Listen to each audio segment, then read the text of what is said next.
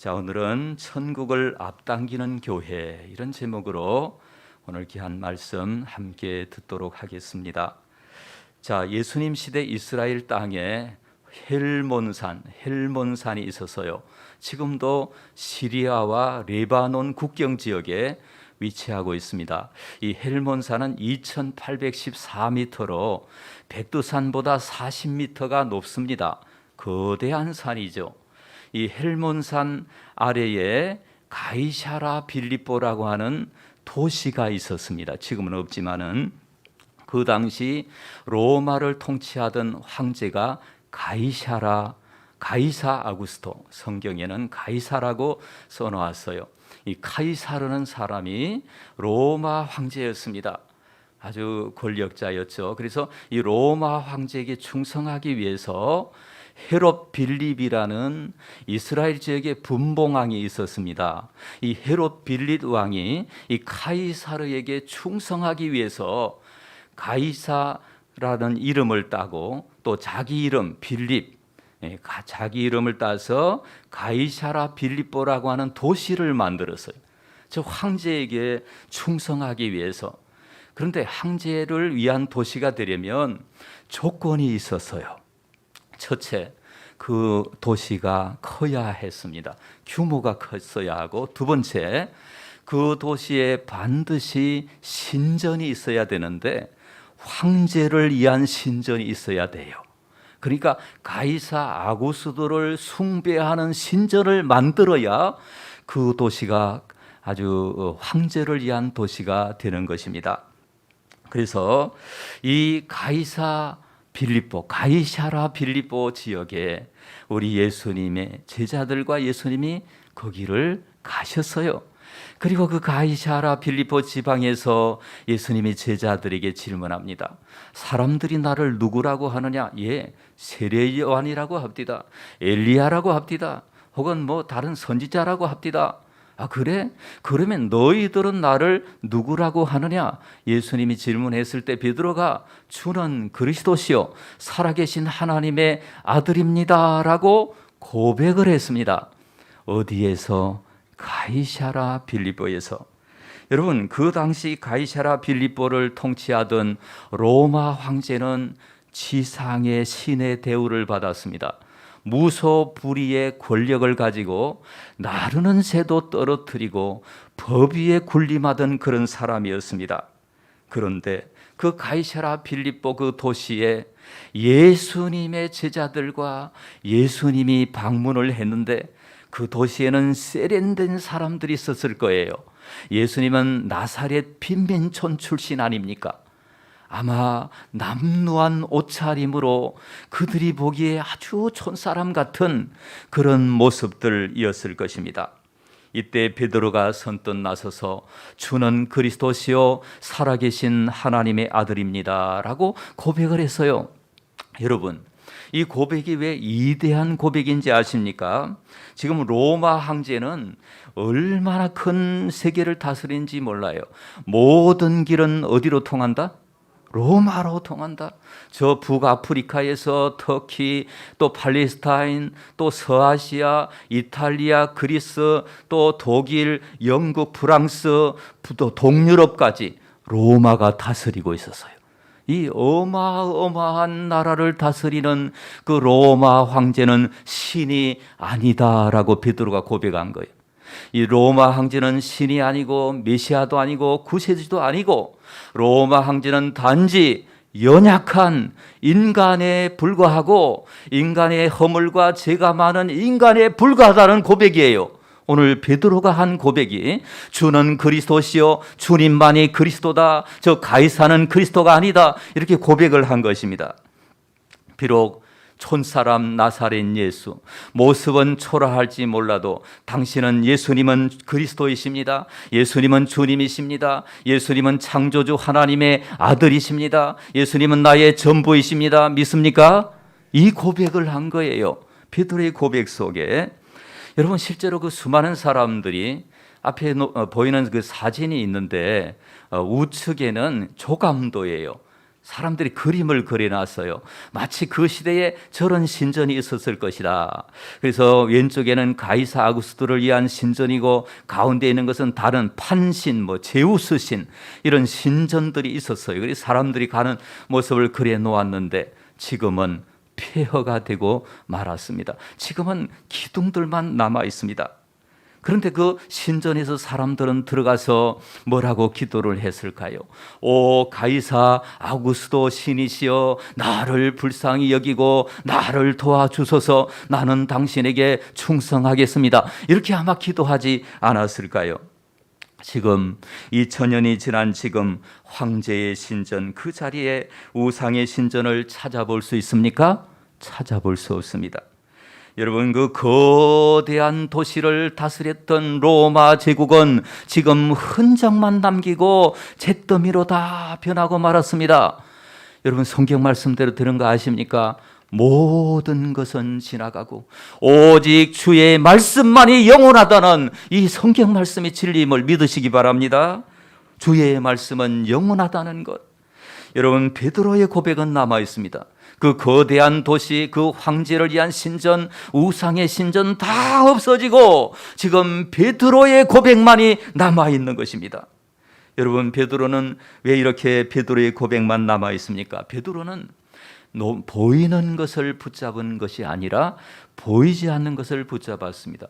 영원한 것을 붙잡았습니다. 이 땅의 것을 붙잡는 것이 아니고 바울이 말한 보이는 것은 잠깐이요 보이지 않는 것은 영원함이라. 보이지 않는 하나님과 하나님의 세계 예수 그리스도를 붙잡았기 때문에 베드로의 고백은 지금까지 남아 있어요.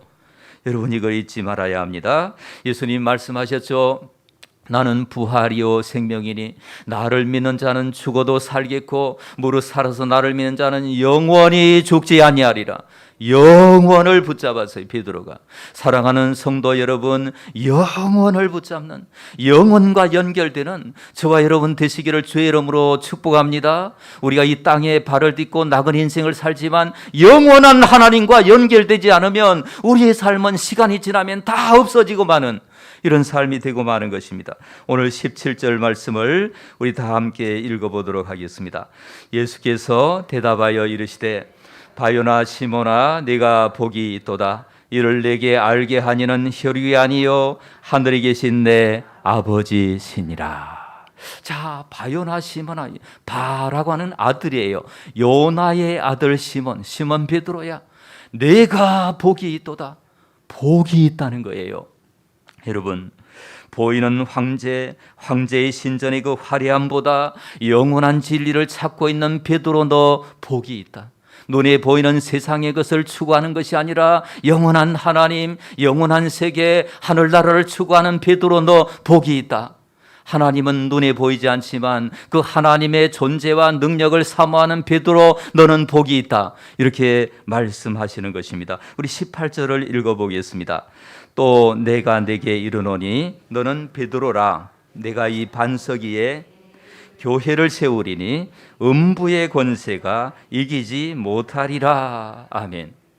자, 이것이 우리 가톨릭과 개신교를 양분하는 말씀이에요. 이 말씀이. 이 가톨릭은 너는 베드로라라고 해서 이 베드로를 일대 교황으로 여겼습니다. 그런데 성경을 자세히 연구를 해봤더니 그게 아니고 너는 베드로라. 내가 이 반석이 페트로스, 베드로가 페트로스예요. 베드로. 근데 반석은 페트라입니다. 페트라. 그러니까 말이 비슷해요. 너는 베드로지? 내가 반석, 너의 이름과 같은 반석 위에 내가 교회를 세우겠다. 예수님이 이렇게 말씀하신 거예요. 이 반석은 베드로의 신앙 고백이에요. 또 다른 곳에는 반석은 예수님이세요. 그러니까 예수님이 자기 자신에게 지금 교회를 세우시는 거죠. 내 교회, 누구의 교회입니까? 내 교회. 이건 예수님의 교회. 교회의 주인이 사람입니까? 예수님입니까? 예수님이시죠. 이거 회복을 해야 되죠. 예수님이 교회의 머리가 되시는 것입니다. 예수님이 다스리시는 것입니다. 예수님이 우리를 다스리시고 인도하시는 것입니다. 그래서 예수님은 내 교회를 세우겠다라고 말씀하셨어요. 인간이 세운 것은 다 무너지고 폐허가 되고 거기에는 흙먼지만 남기지만은 하나님이 세우신 것은 영원하신 것입니다. 그래서 교회를 에클레시아라고 해요.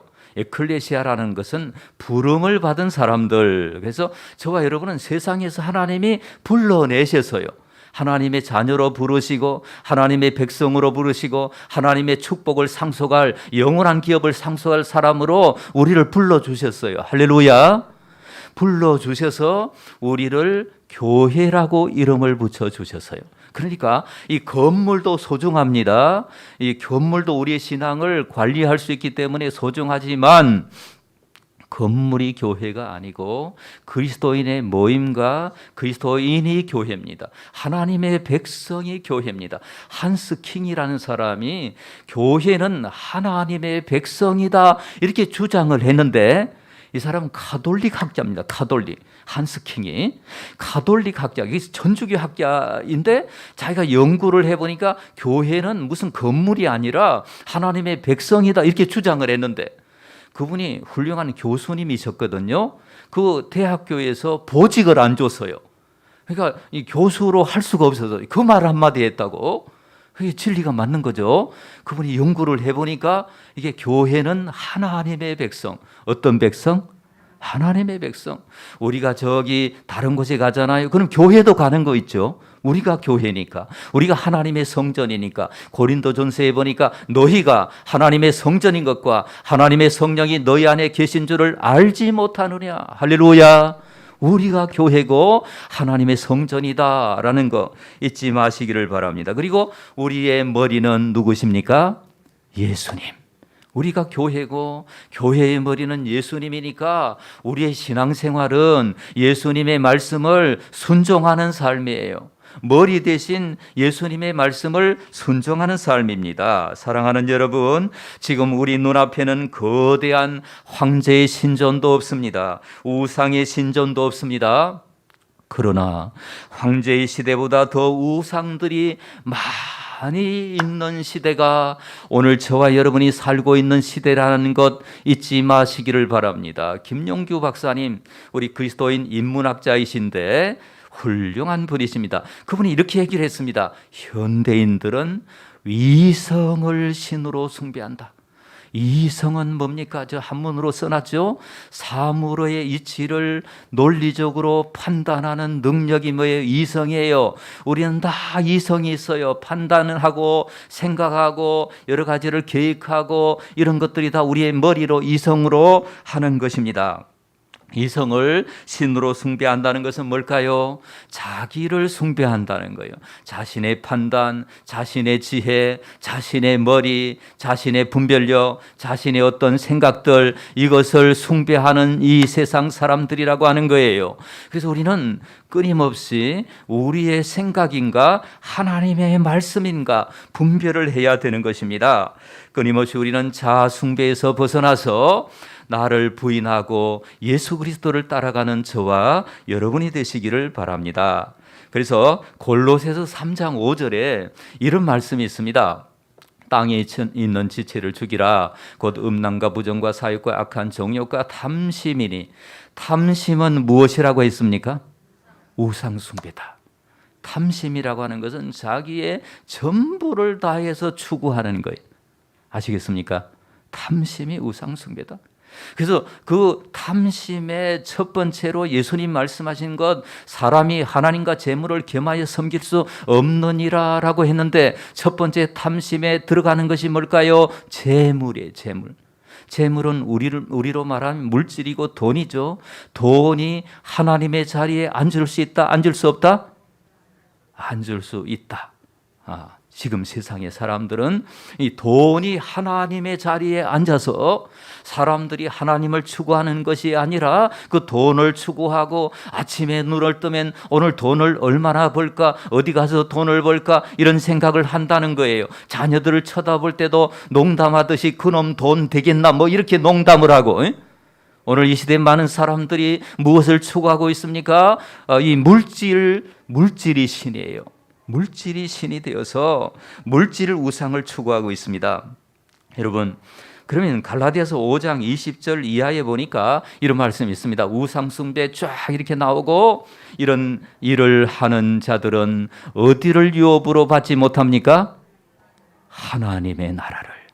그 모든 그 죄악들이 있는데 그중에 우상 숭배가 먼저 나와요. 우상 숭배하는 사람들은 하나님의 나라를 유업으로 받지 못한다고 했는데 재물을 하나님보다 더 사랑하고 재물 때문에 그냥 목숨을 걸고 이런 사람들은 하나님의 나라를 유업으로 받는다, 받지 못한다? 받지 못한다. 이렇게 말씀하고 있습니다. 또 현대인들은 명예라고 하는 우상을 추구합니다. 명예, 권력, 인기, 뭐 이런 것, 이데올로기는 어떤 그 사상이나 뭐 이념이나 이런 것을 막 목숨 걸고 추구하는 거예요. 이데올로기 이런 거, 목숨을 바칠 정도로. 또 쾌락의 우상이 있고, 그냥 즐기면서 노세 젊어서 노세 늙어지면 못 노나니 이러면서 어떤 그 쾌락을 위해서 인생을 그냥 그것이 인생의 전부인 양 거기에 추구하는 사람들, 탐욕이죠, 탐심이죠. 하나님의 나라를 유업으로 받지 못한다라고 하는 것입니다. 우리는 이런 신들이 많은 세상에서 그것들은 나의 신이 아닙니다. 오직 나와 내 집은 여호와만 섬기겠습니다. 믿습니까? 여호수아처럼 이렇게 고백할 수 있기를 바랍니다. 오늘 우리는 이렇게 고백해야 합니다. 나는 나 자신을 신으로 섬기지 않습니다. 나는 물질을 신으로 섬기지 않습니다. 나는 명예와 인기와 권력과 그러한 것들을 신으로 섬기지 않습니다. 나는 쾌락을 신으로 섬기지 않습니다. 나는 사람을 신으로 섬기지 않습니다. 오직 나의 신은 하나님, 여호와 하나님 한 분밖에 없습니다. 할렐루야. 이 고백이 있어야 돼요. 이게 베드로가 한 고백이에요. 오늘 오직 나와 내 집은 여호와만 섬기겠노라, 여호수아의 고백인 것입니다. 오늘 19절 말씀을 우리 다 함께 읽어보겠습니다. 시작. 내가 천국 열쇠를 내게 주리니 내가 땅에서 무엇이든지 매면 하늘에서도 매일 것이요 내가 땅에서 무엇이든지 풀면 하늘에서도 풀리리라 하시고, 천국 열쇠를 베드로에게 주시겠다라고 하셨습니다.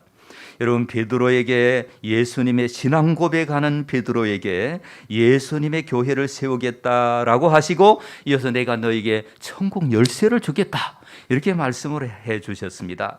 여러분, 베드로에게만 주신 것이 아니고 베드로처럼 신앙 고백을 하는 저와 여러분에게 천국 열쇠를 주신다는 약속임을 믿으시기를 바랍니다. 여러분, 우리에게 고백의 삶을 살아갈 것을 성경은 말씀하고 계십니다. 교회는 고백의 집입니다. 교회는 고백 공동체입니다. 그래서 용서를 고백하고 용서해 주는 곳입니다. 그래서 우리가 영적으로 성장하고 거룩하게 되고 예수님 닮아가게 되고 우리의 인생의 목표죠. 이렇게 되기 위해서 고백이 너무 중요한 겁니다. 이 고백이 참 중요합니다. 예수님 닮아가기 위해서 고백이 중요한 것입니다. 이 하나님에게도 고백하는 것이 중요하고 사람에게도 고백하는 것이 중요하다라는 것입니다.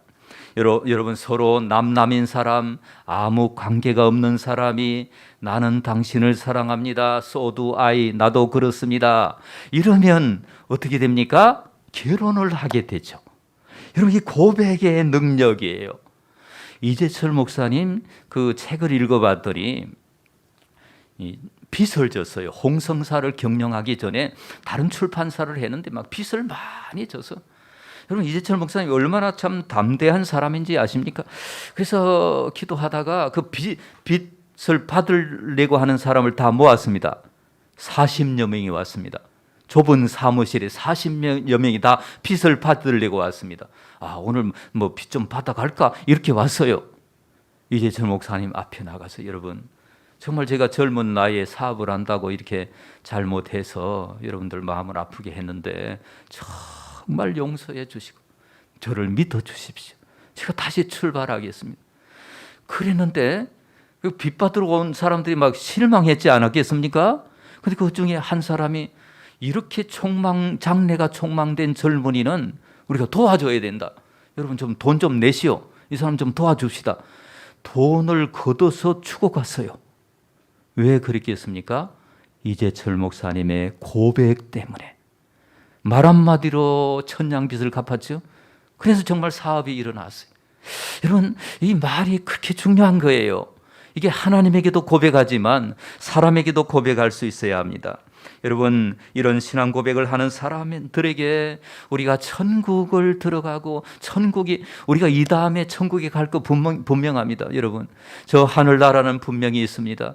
그곳이 어디인지 모르지만 우리는 그 소망을 가지고 오늘 이렇게 신앙생활을 하는 것입니다. 분명히 우리가 가는 천국이 있습니다. 성경은 오는 천국, 천국이 너에게 임하였다.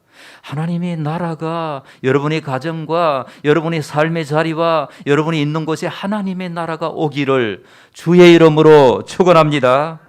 예, 하나님의 나라가 와야 합니다. 우리 찬송가 438장 3절 438장 3절 우리 불러보겠습니다. 높은 산이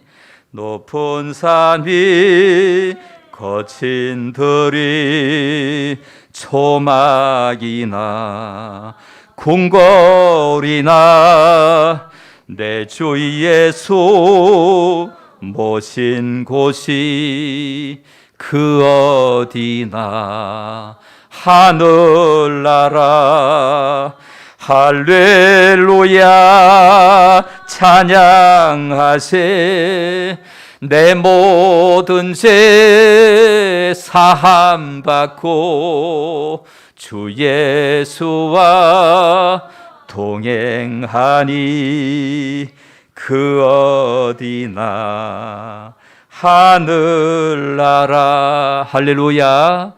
초막은 뭡니까? 막 다 쓰러져가는 초가집이라고 할지라도 예수님 모시고 살면은 하늘나라가 온다는 거예요.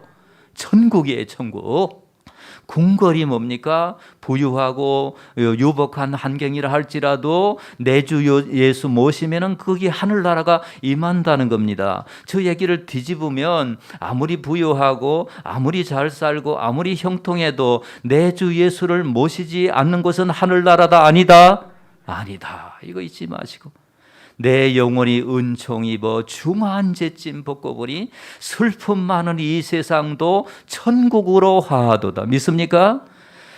뉴스를 볼 때마다 저는 막 가슴을 쓸어내려요. 여러분 안 그렇습니까? 또 누가 뭐 어떻게 목숨을 끊었다 어쩌다. 그 사람들이 탤런트고 좋은 정말 직장도 갖고 있던 사람들인데 왜 그런 선택을 했을까? 천국이 임하지 않아. 천국이. 지옥이 임하고 있는 거예요. 이런 지옥이 임하는 이 현실 속에서 여러분 천국을 앞당기는 저와 여러분 되시기를 주님의 이름으로 축원합니다. 여러분, 천국을 앞당기기 위해서 우리는 첫째로 어떻게 해야 합니까? 죄의 고백이 있어야 합니다. 죄의 고백. 여러분, 인간 이해가 정말 중요한 거 아시죠? 사람을 어떤 존재로 보느냐, 사람을 죄인으로 보느냐, 의인으로 보느냐, 이것에 따라서 행복이 달려있어요. 행복이. 이게 잘못 보게 되면 난 의인이다, 난 잘못한 거 없다, 난 세상에서 나만큼 잘한 사람은 나와봐, 이렇게 자기를 의인으로 생각하는 사람 절대로 천국이 임하지 않습니다. 항상 남을 정죄합니다. 이런 사람은 나는 이렇게 잘했는데 너는 뭐냐, 이렇게 됩니다. 그러나 인간이, 성경을 읽어보세요. 인간은 죄인이에요. 죄인으로 태어나고 죄의 죄성을 가진 존재고, 우리가 하나님 앞에 자기를 쳐서 복종하지 않으면 어느 사이에 우리는 잘못하게 되고 죄를 짓게 되고 교만하게 되고, 그런 인간 실존이 바로 우리들이에요. 인간이 죄인인 것을 잊지 말아야 됩니다. 그래서 루터는 이렇게 얘기를 했습니다. 우리는 죄인인 동시에 의인이다. 왜 의인인가? 하나님이 우리를 용서해 주시기 때문에 의인이다. 우리는 원죄를 용서받았지만 아직도 우리 속에 죄의 죄성이라고 하는 것이 남아있을까요? 안 남아있을까요? 남아있습니다. 예수 믿고 나면 절대로 안 싸운다. 손 들어봐봐.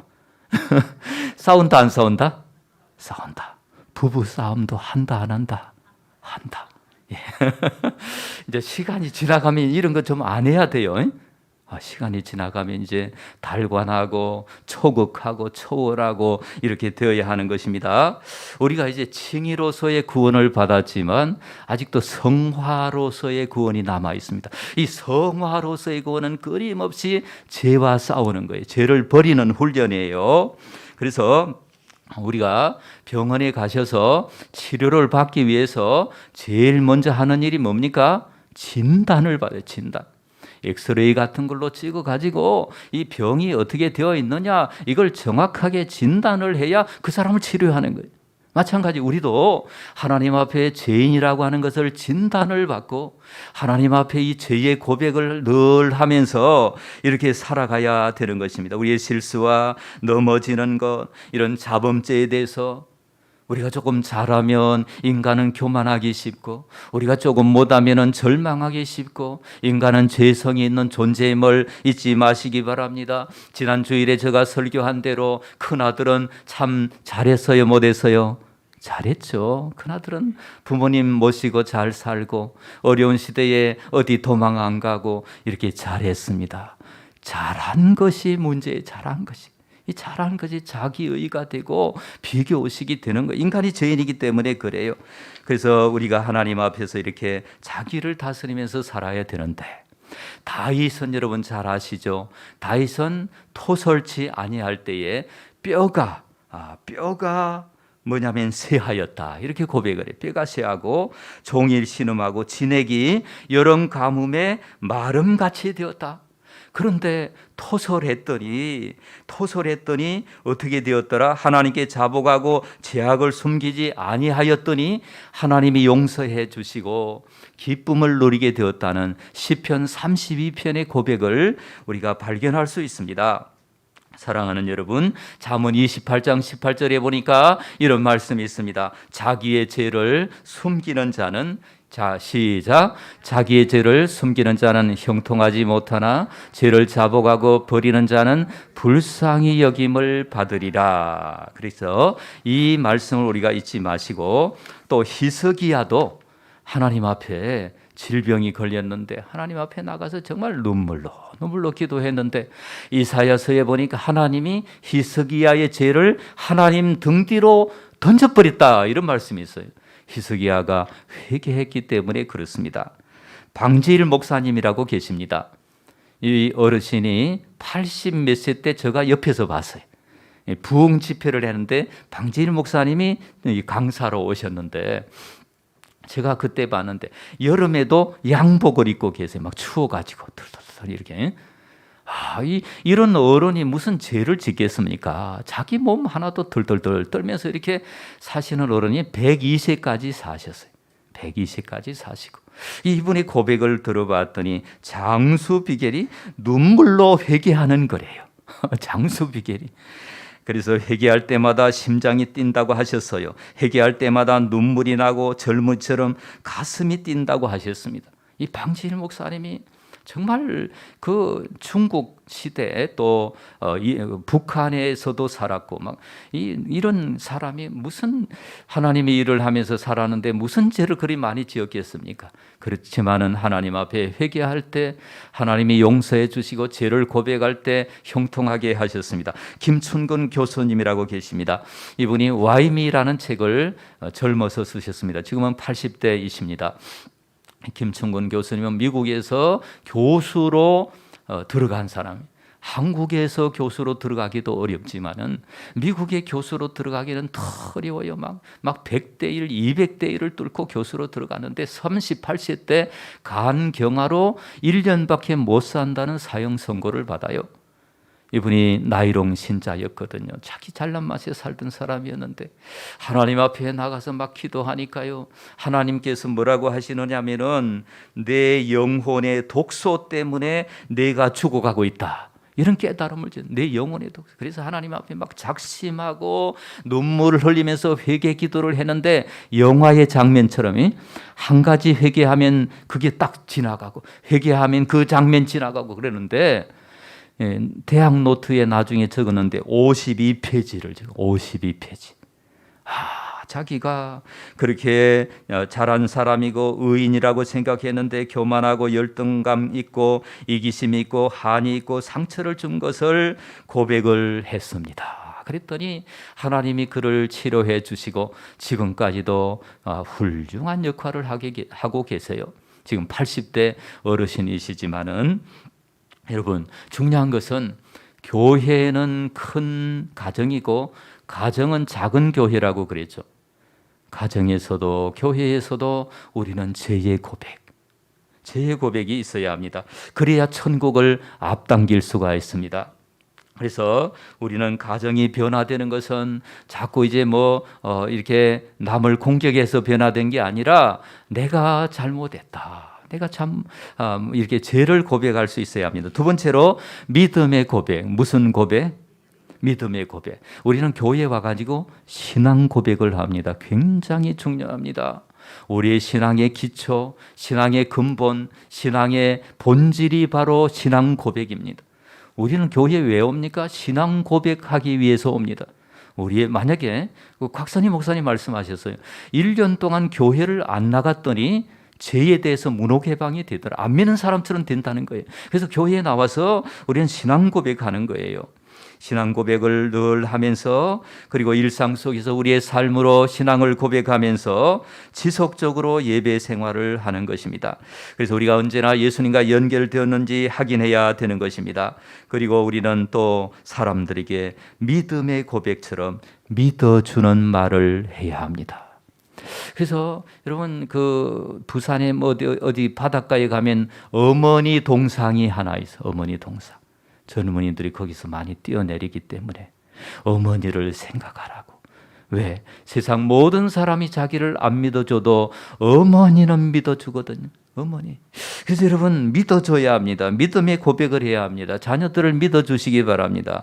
지금 저 자녀들이 말썽 부리고 있지만은 언젠가는 변화될 것이라는 믿음, 이 믿음 가지고 승리하는 저와 여러분 되시기를 축복합니다.